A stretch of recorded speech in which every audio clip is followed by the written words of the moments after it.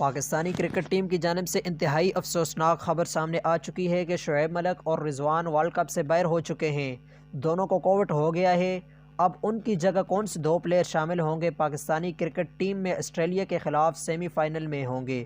میں آپ کو مکمل تفصیل سے آگاہ کروں گا۔ آپ نے ویڈیو کو بالکل بھی سکپ نہیں کرنا۔ اس سے پہلے آپ سے گزارش ہے کہ آپ اس چینل کو سبسکرائب کر دیں تاکہ آپ کو ورلڈ کپ کے حوالے سے تمام تر اپڈیٹس وقت پر ملتی رہیں۔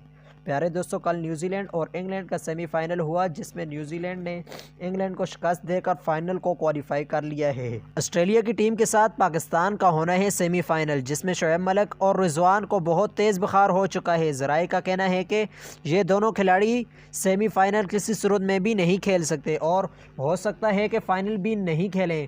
ذرائع کے مطابق رمیز راجہ بابر اعظم کو ہدایت دے دی ہے کہ سرفراز احمد اور حیدر علی سے خوب پریکٹس کرواؤ اور آسٹریلیا کے خلاف دونوں کو عملی طور پر تیار کریں۔ اور شعیب ملک اور رضوان باہر ہو چکے ہیں۔